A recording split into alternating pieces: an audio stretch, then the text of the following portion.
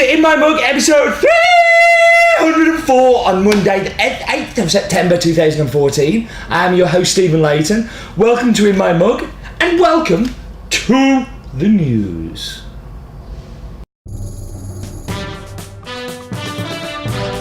Do you know, I never thought that 3 would actually work as well with 3 as it does with 2, but it really does. It works whichever way you want it to work. Anyway, right, watch this. Last week, many of you saw that I was in a lot of pain. I ended up being taken to hospital straight after recording the In My Mug. I was not good. I prolapsed a disc. One of my discs in my spine prolapsed, and I had to go and have muscle relaxing drugs to make it go back in. But I am on the mend. Your kind wishes, emails, thoughts were much appreciated during my very, very dark, horrible moments that I was in the hospital. I am drug free now. I am definitely on the road to recovery, feeling lots better, but you guys sending me all of the emails, and there were a lot. I am truly touched and blessed, and made me realise why it's such a good idea to keep doing In My Mug, because I have so many friends out there that watch this. So thank you very much. I mentioned it last week, I'm going to mention it again, and I'm going to mention it every week right up until the 25th, where I think we're doing it. We are doing a collaboration roast between 3FE, 3FE Coffee in Ireland, and us. The plan is that Roland is going to go to Dublin. Dublin won't know what's hit them. And he's going to roast with Simon. Poor Simon. And they're going to roast the Finca honey that we had on In My Mug a few weeks ago. And it's then going to become a 3FE exclusive. So we're not going to have any more of that honey. It was on for a week and then it was gone. They're going to take the rest. As part of the swap deal, we win because we send them Roland and they send us Monica. Monica is one of the roasters from 3FE who is lovely. She is going to come and spend the day with Gary here, Has Been, and they are going to roast the La Lujon Natural, which has not been on the website. Nobody has seen yet. It's going to be the first time it's going to be shown. It will be available on its own on Has Been, but not as part of the collab. You have to pre-order. Go to the URL, go.hasbeen.co.uk/collab, up on the screen now, and you'll be able to go and pre-order this unique, fun, interesting experiment where we're getting 2 roasteries to roast 2 different parts of the coffee, part of a collaboration, but also the team coming together and working together, and I'm really excited. I think it's a great thing, and I hope that we see more of this. Beer have been very good at collabs, coffee's been rubbish at it, so I want more coffee companies to be able to do this, and this is us hopefully laying down some foundations. Hasblog is alive. It is alive and well and living on the Tinternet. You should go check out Hasblog. Feel free to tell me what you're thinking of what I'm posting. If I should post more, if I should post less, if I should post different stuff, please let me know. One more. I know we've had 4. The t-shirts that money cannot buy. This week, I am sending one of these to a customer of ours that is in Chorlton, Come Hardy. Is that like Come Hardy or Go Home? They own a pub called The Beagle. Anybody who's been to Manchester and has been to Port Street, this is their sister pub called The Beagle. They do our amazing coffee, and he gave me an amazing mug, which you will see in a little while on In My Mug. If you send me a mug to Has Been Towers, you can have one of the t-shirts that money cannot buy. Simple as that. Until they run out. And that was the news. So we should go to focus on, and this week I'm going to focus on the Cup of Excellence.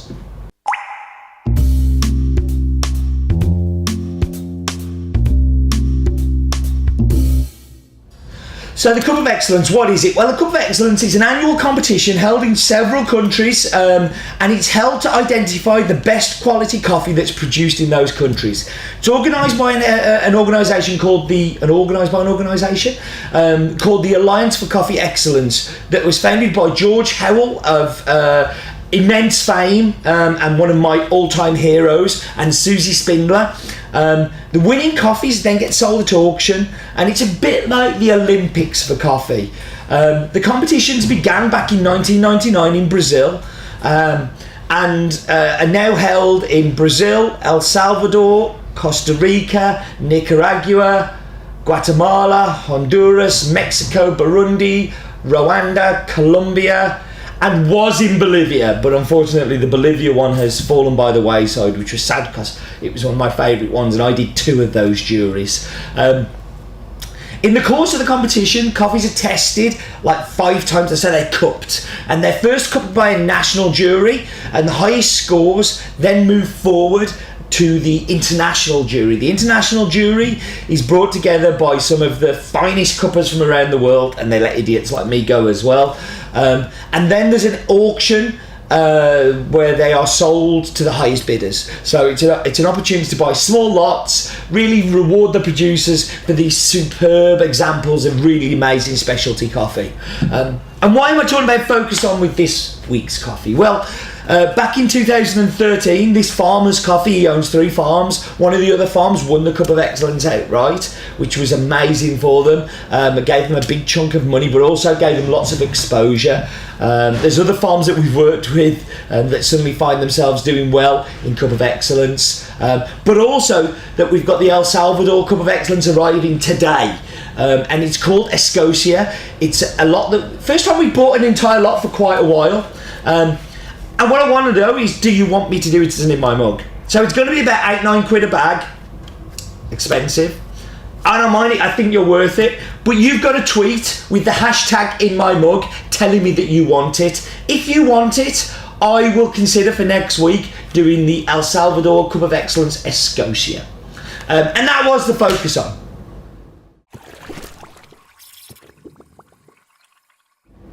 So this week's coffee is called Vista El Valle, and it comes from the same region in Costa Rica that gave us Finca de Licho, Herbazoo, Carlos Arieta, and a great, amazing part in the West Valley. It's Lourdes de Naranjo. I'm very excited to see this back. This is its 2nd year back with us, and it's called La Casa Vista El Valle, located at 1,500 to 1,600 metres above sea level. Owned by Oldemar Arrieta Lobo, Arrieta, remember that name? And Marlena Barines Maria. The name Vista El Valle just means view of the valley, and I'm going to show you in the map bit some views of that valley. It is absolutely amazing, and you will completely understand why it is called that. Oldemar and Marlena have been processing coffee in their brand new micromill, so it's 2 years old. Within 2 years they've managed to win a Cup of Excellence, which I'm so proud of them. And they both learned their skill by working with other people in the area, so collaborating. I like collaboration. This is basically, the milling has been part of their learning and experimenting and getting better. The varietals on the farm are Villasarci and Catura. Villasarci and Catura write-ups are on the website. If you go to go.hasbeen.co.uk/varieties, you will see Villasarci and Catura, so you can read a little bit more about those.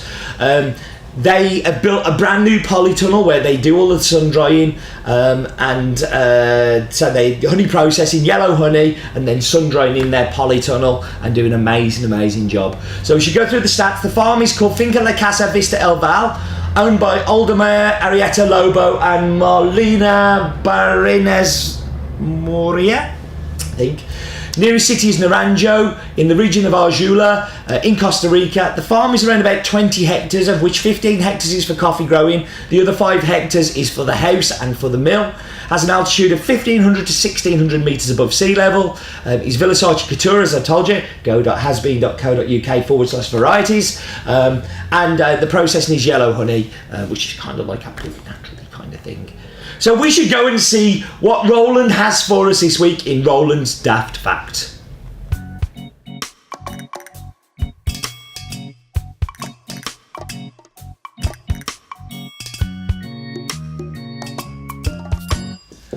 This one's for Steve. The most popular sport in Costa Rica is football, but I hate football, so I'm going to give one for intelligent people. In the 15th century, European explorers thought that Costa Rica was rich in gold ore. So Costa Rica translates as rich coast, but they were mistaken. There wasn't much gold there at all.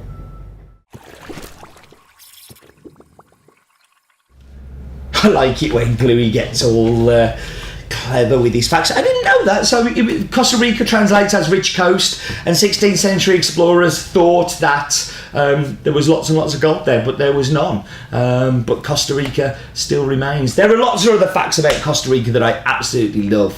The fact that they haven't had an army since 1950, one of the most peaceful, most developed nations in Central America, one of the most highly educated. I think it's like 98% literacy rate, which is good for any country. They really have a really good system there. It's a very safe country. Yeah. Costa Rica is somewhere that I didn't like very much, I must admit, the first time I went, but the more time I'm spending there, the more I'm loving it. It's a really interesting country, and so easy to get around as well, and just so well developed. Great roads, great people, really great people. And of course, when I went to Brazil for the World Cup, I got to go see England, Costa Rica, and the Costa Rica fans there were just amazing. But Roland won't approve of me talking about football, so we should go and do the wonderful, wonderful map bit.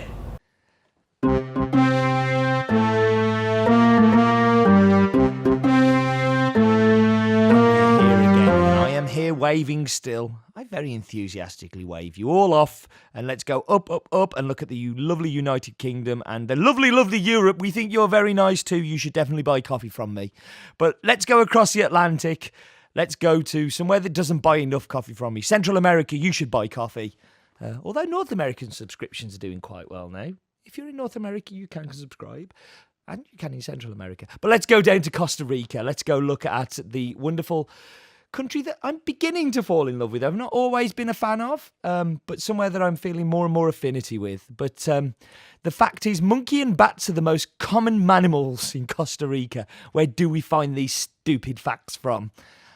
Bottom of a barrel, I think. But let's zoom down to Western Central Valley, and we're going to go down to the little spine here. We see Vista El Val. But if we just kind of squeak up a little bit, let's see if we can zoom round, and I'm going to make it do it. We can see that just in the distance, we've got the other photos. But this is the view from Vista El Val that I promised you in my mug. That is San Jose in the distance. It really is that close. Yeah, here we go. We're moving. The camera's moving, and we can see Carlos Arrieta, and we're going to be seeing some of Carlos's coffee in the coming weeks. And there's actually a few, as I said in my mug, the family obviously have some link to the Arrietas because it's one of their many surnames. But that's the view that you saw in that photograph. So that is San Jose. And we see the lowest point is the Pacific Ocean, and the highest point is 3,800 meters above sea level. And here, I love these typography charts. I think they just kind of give you a really good feel for the mountainous regions of Costa Rica. So that's the Western Central Valley we can see there. The other way is, the other side of San Jose is Tarrazú, and these are the main growing regions of Costa Rica. This is where we're getting all of our delicious coffee from. And this is the wonderful, wonderful map bit. So, not a bad map bit. I kind of like that we can see San Jose from there, but I really wish Google Earth was on a clearer day that day. Right, I'm going to whack you on pause. I've got Techno Gary out there making me tasty and delicious drinks, and I'll be back with those drinks in just a second.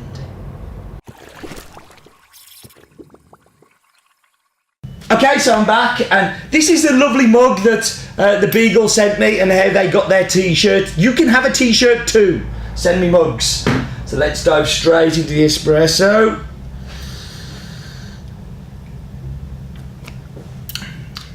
Now, it's super fresh, first of all, because it's only just been roasted. But you get this, like, there's a nuttiness there. It's kind of like a hazelnut, kind of. It's really good, great mouthfeel to it, very silky. Really good espresso, actually. Gary was a little concerned because it was cold, but actually as he's got cooler, I think he's probably improved it a little. It's a really good espresso. So into the milk.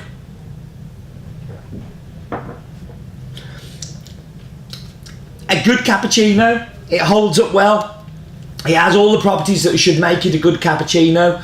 There's a little bit of chocolate note coming through there. Very sweet, delicious.